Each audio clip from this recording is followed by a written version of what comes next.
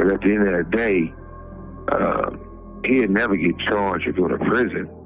I mean, he made too much money for the people that he basically worked for. Recent events surrounding Diddy and Jay-Z have brought to light a series of allegations, legal actions, and speculations about his connections and potential involvement in criminal activities. However, he still managed to escape from ending up in jail. How? It appears Suge Knight is here to reveal everything to us. So Suge Knight is in jail, but now he is spilling a lot of tea from prison about how some people being involved in gruesome crimes managed to escape.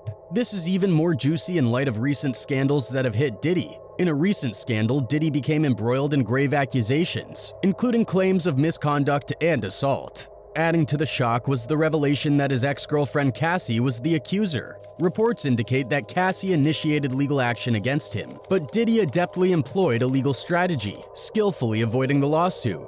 Diddy is named in the federal suit, was filed on Thursday in New York. Claims of claims that he broke into her home in After Cassie leveled accusations of misconduct against Diddy, speculation began swirling among fans and industry insiders. There were whispers of other women potentially coming forward to testify if legal action was pursued. This situation drew parallels to well-known cases involving figures like R. Kelly, Bill Cosby, and Harvey Weinstein, where a cascade of testimonies played a crucial role in legal proceedings. The question arises, did Diddy's adept legal maneuver in resolving the issue with Cassie serve as a strategic move to sidestep a potential high-profile case reminiscent of those involving R. Kelly, Harvey Weinstein, and others? Within the weighty lawsuit, it is alleged that Combs leveraged his influential connections to ensnare Cassie in a tumultuous and controlling relationship. Forced on her. Through their time together, Cassie claims that Diddy would regularly push drugs and alcohol, make her carry firearms around in her purse while out in public. Having dated Combs for over a decade, Cassie alleges multiple instances of A, including vicious beatings and R throughout their relationship. The New York Times initially reported on these disturbing allegations, revealing a harrowing narrative of control over every aspect of Cassie's life. The lawsuit paints a grim picture of a cycle of A, violence, and ST that persisted until the relationship finally concluded in 2018. She said in a statement to the Times that after years in silence and darkness, she was finally ready to tell my story and to speak up on behalf of myself and for the benefit of other women who face violence and A in their relationships. A spokesperson for Combs vehemently refuted the accusations, deeming them offensive and outrageous. The representative asserted that these claims surfaced following Ventura's purported demand for $30 million from the mogul. And Cassie, whose real name is Cassandra Ventura, are saying tonight that the two have settled a lawsuit she filed against the mogul yesterday in Manhattan federal court. The statement further stated, quote, Miss Ventura has now resorted to filing a lawsuit riddled with baseless and outrageous lies, aiming to tarnish Mr. Combs' reputation and seeking a payday. Ventura's legal representative informed the New York Times that she had been offered 8 figures to silence her and prevent the filing of this lawsuit, an offer she reportedly declined. Requests for comments from Ventura's representatives remain unanswered as of now. The disturbing lawsuit unveils a troubling narrative of the relationship, depicting a scenario where Combs seized control over both the personal and professional aspects of Cassie's life. The allegations include years of brutal beatings, coerced encounters, and a pervasive threat of violence. She's claiming she was stuck in a decade-long cycle of abuse, violence, and sex trafficking. Baby! As a 3-time Grammy winner, Combs commands a vast business empire that extends across various industries, spanning from fashion to music. Since the establishment of Bad Boy Records in 1993, he has been a central figure in the hip-hop scene, collaborating closely with iconic artists such as the Notorious B.I.G., Mary J. Blige, and Lil' Kim. The lawsuit alleges that Combs aggressively pursued Ventura, who at the age of 19 signed with Bad Boy and rapidly ascended to fame. The legal document claims that during a gathering for her 21st birthday, Combs forcibly kissed her, exploiting his power and influence. I wonder what Cassie has told Adam about all of what Diddy and what she's seen and done, and well, now she's telling it all. A new layer of controversy was added to Cassie's career narrative in September of last year when Azealia Banks made explosive claims. Banks took to Twitter to express her frustrations, accusing Diddy of stifling Cassie's creativity and hindering her from releasing new music. In her tweets, Banks blasted Diddy as writing, quote, "LOL, how about we boycott Diddy for ruining Ryan, Leslie, and Cassie? They still had hits to make and all Diddy did was make her unhappy and never let her release any music." She added, "Boycott this guy for all the black artists he stole from. You guys are pitiful idiots and BS politicians." While Azalea Banks' allegations lacked specific instances or concrete evidence, they triggered a more extensive discussion about the intricate dynamics between artists and powerful industry figures. Diddy's undeniable influence in the music industry, particularly through his label Bad Boy Records, has propelled numerous artists to significant success. However, as suggested by Banks, such influence may come with its own set of challenges. You really don't think that he's right for you anyway. Just keep it moving. The claim that Diddy constrained Cassie's creative expression and impeded her from releasing new music raises important questions about the level of control industry executives exert over an artist's artistic trajectory. The assertion that Diddy stifled Cassie's creative expression and hindered her from releasing new music prompts significant inquiries into the extent of control exerted by industry executives over an artist's artistic direction. In a broader context, Cassandra Ventura, widely recognized as Cassie, made a captivating entrance into the entertainment scene, showcasing a magnetic blend of beauty, fashion, and music. Born on August 26, 1986, in New London, Connecticut, Cassie's path to fame has been marked by distinctive twists and turns, transitioning from modeling ventures to the realm of music. It's not always that easy. It's not always that easy. Right. But like if you were paying for everything for him. And these twists went to her case, too. It is believed that Diddy has used his influence and power to pressurize Cassie to settle the suit. This is evident from his famous powerful legal team, too. One of his lawyers is John Huston, who is known for his unparalleled skills in law, having served as the lead prosecutor for the Enron trial of Kenneth Lay and Jeffrey Skilling. Huston is recognized for his proficiency in handling sensitive white-collar matters and investigations. Benchmark Litigation notes his focus on not only winning cases, but also avoiding reputational damage, stating that he is equally adept at managing deliberately low-profile matters, issues his clients prefer to keep out of the public eye. So isn't it natural that only John is enough to put pressure on Cassie to settle such a serious case, and ultimately he managed to get an escape? So the lawsuit gained significant attention, especially as it raised serious allegations of federal crimes. However, the swift settlement between Diddy and Cassie, facilitated by renowned lawyers, added a layer of complexity to the situation. The abrupt resolution led to questions about the validity of the claims and whether Diddy's connections played a role in avoiding a prolonged legal battle. Moreover, one of the crucial cases of this time is Tupac's M case. Certain insiders have alleged that rap mogul Suge Knight has been discreetly contacted by law enforcement officers as part of their inquiry into suspect Keffe D. According to these sources, Las Vegas Metropolitan Police have made efforts to establish contact with the former Death Row Records boss, possibly seeking his involvement as a witness or corroborator in the case they are constructing against the Compton gangster. Mary and Suge Knight were closely affiliated with the Mob Piru criminal street gangs, and that they had an ongoing feud with the Southside Compton Crips. In recent months, a magazine has asserted that law enforcement officials have engaged in conversations with Knight's family members and legal team regarding the potential for him to share information about Keffe D's activities on the night of the 1996 M. A well-placed legal source said, quote, "Suge is the best eyewitness in this case, given he stared down the barrel of the gun when Keffe and his nephew pulled up alongside them on that fateful night in Las Vegas. While members of Keffe's crew are all dead, Suge remains the only witness still alive to have got a prime view of the crime. It's delicate to have Suge as a witness because of this troubled past and his actions in court over the years. The truth remains, he is the one man who could identify Keffe as being in the car at that time. That evidence would be significant and effectively be key corroboration to the DA's case. And the cops are forcing Suge to testify there is one person who seems to get bashed soon, and that is Diddy. But why Diddy? Well, everyone knows that at the night of shooting, Suge was also in the car. People believe that he might be panicking now because Suge knows everything that happened that night. Las Vegas police confirmed today they executed a search warrant on Monday in connection with the case. Police searched a home in the city of Henderson, that's about 15 miles southeast of the Vegas Strip. During the search, the police made a significant discovery. They uncovered a cache of .40 caliber bullets on the property, vital pieces of evidence that will undergo thorough forensic analysis to ascertain any potential connection to Tupac Shakur's tragic demise. The decision by authorities to conduct a raid at Keffe D's wife's residence speaks volumes about the unwavering intensity of their pursuit in this case. It sends a clear signal that law enforcement is drawing closer to Davis, who had previously asserted that Combs distanced himself from him years ago.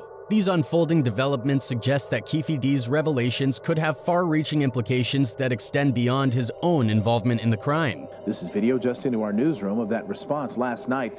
Detectives and prosecutors say they determined they had enough information to proceed. And now, we arrive at the most pivotal aspect of this riveting narrative, the potential link between Sean Diddy Combs and Tupac Shakur's M. Do you feel like Puffy owe you? Yeah, he should. I think he should look out. He look out for everybody else. Diddy, the music mogul extraordinaire, has skillfully treaded the fine line of legal scrutiny regarding his alleged involvement in the crime. However, recent developments in the story are thrusting him back into the searing spotlight. A multitude of individuals, ranging from ordinary onlookers to A-list celebrities, have spun a complex web linking Tupac's M to Diddy in various ways. Everybody already having the in the back of their mind, like, that you had something to do with it, like it's basically evident. The theories surrounding Diddy's potential involvement gain credibility when one delves into the enigmatic motives and concealed intentions beneath the surface. Detective Greg Kading, a former member of the Los Angeles Police Department deeply involved in the Tupac Shakur M investigation, sheds light on the intricate web of Diddy's alleged role. Kading proposes that Diddy's possible motive could have been to protect himself from the wrath of Suge Knight, who was actively seeking retribution for the 1995 death of a friend in Atlanta, an incident for which he held Diddy accountable. Greg said, perhaps what they were doing was saying, quote, "He's already tied the noose, now let's let him hang himself." You didn't just say it twice, you didn't just say it 5 times, and so now you've got this compilation of so many confessions. The perception is that it's going to be hard for him at this point to say, hey, I was just kind of boasting, making stuff up. I want Biggie killed. I want you to go ahead and get a hold of my boy Poochie from the neighborhood. He knows Poochie's a known shooter, and he agrees to pay her $25,000. The real intrigue lies in how Diddy became aware of Suge Knight's vengeful intentions, almost as if he had a crystal ball foreseeing the impending danger. This awareness raises a significant question mark, hinting that Diddy might have had access to inside information, potentially through someone connected to Suge Knight's inner circle. And who could better fit that description than Keffe D, the central figure of the moment, renowned for his reputed gang affiliations? Yeah, I think he should look out. You know what I'm saying? He worth $1 billion. He should come look out, come build up. Fans also believe that Diddy is the one who has always done wrong to his artists. One of them wrote, "I wonder if the reason they are trying him is because he's kept talking about his involvement since he had immunity, because I believe the agreement was he would have immunity just to tell that story the one time. But even Greg Kading had said something about him getting arrested later if he kept talking about it. Gonna be interesting." Another one added, "This is, in the bigger picture, an example of what kind of temptation large amounts of money can lead a man to do. At the end of it all, it's mostly down to the promise of money, which Keffe D never got anyway. I hope God forgives and Tupac can rest in peace from getting closure. Blessings to Pac's family." Now Diddy is not the only one who has always used his power to do crimes, but never ended up in jail, and that person is Jay-Z, the person who is supposed to be the boss of the industry. It's common knowledge that Jay-Z's Grammy wins, along with those of his wife Beyoncé, are impressive, cementing their status as major Grammy recipients. With a direct focus on Jay-Z, Kanye has expressed mounting frustration. His concerns have escalated, driven by the belief that Jay-Z's sway and network might have contributed to Kanye's own Grammy disappointments. There's people I know that tweeted or were texting each other like, he's giving codes away, giving codes away. While on his own path, Kanye became increasingly convinced that certain artists received preferential treatment within the music industry. He perceived a lopsided spotlight on Jay-Z's accomplishments, inadvertently igniting a sense of rivalry. Although Jay-Z's influence remained unparalleled, Kanye's resolve remains unshaken. He persistently voiced his apprehensions about an unjust system, challenging the established norms. In his unyielding journey, he managed to carve out a distinct place for himself in the industry. Notably, he unveiled a facet that adds to Jay-Z's current authority and sway, a connection with numerology that largely contributes to his pervasive power. The indomitable impact of Jay-Z becomes evident in various instances, as exemplified by an incident involving 50 Cent during last year's Super Bowl night. The previous year's Super Bowl extravaganza unfolded as a dazzling affair.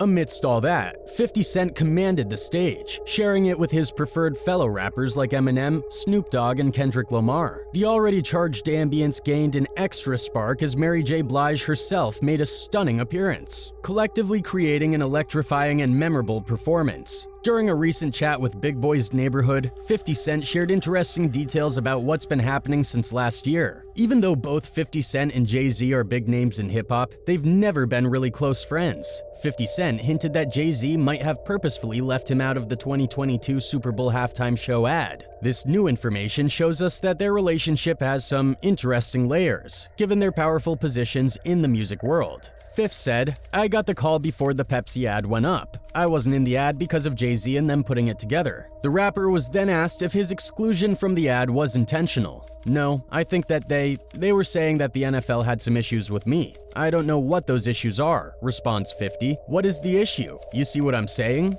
He then remarked about Hav seemingly mirroring the looks of Jean-Michel Basquiat. Quote, "You imagine yourself after a gay painter. Big homie wanna look like a gay painter." Remember that these are 50 Cent's words. The event was a result of Jay-Z's long-term deal with the NFL, which he agreed to in 2019. Because of their ongoing feud that's lasted for 20 years, 50 Cent strongly thinks that Jay-Z left him out of the ad for the 2022 halftime show on purpose. When nobody has any information about it, and it only came from that angle, I have to believe that that was something that's from that. During the interview with Big Boy, when asked about whether he believed he was intentionally excluded from the Super Bowl ad, 50 Cent asserted that he was initially informed that the NFL had reservations about him, but he remains uncertain about the specific reasons behind their decision. He said, quote, "I don't know what those issues are." The rapper continued to share more. He disclosed that Nori, the host of Drink Champs, confided in him about Eminem petitioning to have 50 Cent included in the show. This revelation led 50 Cent to make a provocative comparison, likening Jay-Z to a, quote, "gay painter." The big homie want to look like a gay painter. What are we talking about here? We're talking about Basquiat. He wants to look like a gay painter. As a result, 50 Cent suggested that the NFL's claims were really a call by Jay-Z to exclude him from the halftime show ad. When asked about whether he and Jay-Z have addressed the disagreement, 50 Cent expressed that there is nothing for them to discuss. Did you and Jay-Z ever have a conversation, or y'all in different offices as far as like? We don't need to talk about nothing. Interestingly, this is not the first time 50 Cent has used the term, quote, "gay painter" to describe Jay-Z. He previously shared the same sentiments when Nori first revealed their private conversation with Hav, as reported by EUR Web. He took to Instagram and uploaded a post in which he wrote speculating that possibly Hav wasn't letting 50 perform at the Super Bowl before M forced his hand. Quote, "Why would he have to say that should be the question. Nori, your big homie is running around trying to look like a, quote, "gay painter. LOL," end quote. Netizens keep their eyes on every news, so they shared their views about Jay-Z. One of them wrote, "The fifth track on his album, 444, is 444. In the song, he's apologizing about his behaviors in the past that ruined his relationship with his partner, I think it's Beyonce, and the shame that his daughter Blue will have to face when she realizes the bad deeds her father did." Another one added, 444 in Chinese means die die die. Please look it up. Jay-Z has been corrupted. He was taken to the mountaintop and offered the world. Sadly, he accepted. According to Kanye, Beyonce and Jay-Z have shown significant interest in the occult and have been linked to human sacrifices in the past. Kanye West's close bond with them was once considered among Hollywood's strongest connections. Their friendship seemed genuine, leading us to believe it would last indefinitely. However, this perception was shattered. Kanye's words were direct. He asserted that not only his mother, but also others had been sacrificed, and yet a veil of silence shrouds this alleged dark group. Those who resist control reportedly experience trauma or disappear. Known for his candid expressions, Kanye remains unafraid to voice his thoughts, whether they pertain to anti-Semitism or uncovering instances of human sacrifices. In addition, Kanye asserted his immunity to control by Hollywood's higher-ups due to his lack of involvement in any harmful acts. Never killed nobody, right? I'm the that never killed nobody, right? But that means I can say whatever I want. and not go to jail. However, he proceeded to outline a roster of individuals who could be influenced, prompting us to infer that he might be alluding to those associated with the Illuminati and who have a history of causing harm to innocent lives. That's exactly what Kanye said. They can't control me. You get what I'm saying? They can control Shaq. They can control Charles Barkley. They can control LeBron James. They can control Jay-Z and Beyonce. Not you, man. But they can't control me. Jay-Z has a remarkable ability to consistently capture public attention and manipulate media coverage. Since stepping into the spotlight, he has been a constant topic of discussion, with the media being particularly drawn to the intriguing aspects of his life. One particularly shocking claim revolves around Jay-Z allegedly orchestrating a plan to harm Pimp C, according to certain sources. This revelation surprised many, as it suggested a level of ruthlessness that wasn't previously associated with Jay-Z. It's a stark revelation that challenges preconceived notions about his character, catching both fans and observers off guard. This guy had the meanest face I've ever seen. Like, I was like a little scared. I'm saying this here on live TV. Bun B, another figure from the music industry, is depicted in the video speaking in cryptic terms. In this intriguing revelation, he unveils surprising details about the beef between Pimp C and Jay-Z. According to Pimpin', Pimp C allegedly had a passionate affair with Beyonce while she was still married to Jay-Z. The tension between the two men escalated due to the existence of a private video featuring Pimp C and Beyonce, described explicitly as a S-tape. Pimp had he had a recording of them. I think he died with it, but he could have made millions of dollars. Pimpin' suggests that this tape could have been a lucrative asset for Pimp C if he had chosen to release it, potentially causing significant repercussions for the careers of top rappers and music artists in America. While it might not have affected Jay-Z as much, given the drama surrounding such revelations, it adds a layer of complexity to their already strained relationship. Additionally, Pimp C and Jay-Z reportedly had a pre-existing feud rooted in professional disparities, contributing further to the animosity between them. In 1999, both Pimp C and Jay-Z had planned a musical collaboration together, but Pimp C was not enthusiastic about it. The underlying reason for this difference in opinion was revealed by Too Short. According to him, the stumbling block in reaching a mutual agreement stemmed from Tupac, as Pimp C's reluctance to be part of the song was solely tied to Tupac. Later, the reports showed that it was a planned and executed M. Such precision could only be attributed to a determined rival who harbored resentment towards Pimp C's success or standing in the industry. The relationship between Jay-Z and Pimp C was previously discussed by Jeff Sledge, the VP of Atlantic Records, revealing Pimp C's views on Jay-Z after a disagreement on a music video. This historical context adds another layer to the complex dynamics between the two artists, suggesting that there may have been long-standing tensions that could have played a role in the tragic events surrounding Pimp C's death. But they thought he had been shot in the head. You know, they didn't know what the hell happened because there was blood all over the bed. But he was kneeled down like he had been praying, and the candles had been burnt all the way down. Now the thing is, after committing such crimes, Diddy and Jay-Z are still out there partying as usual without any fear of being caught. However, Suge may cause difficulty for them. And that's it for this video, folks. Bye.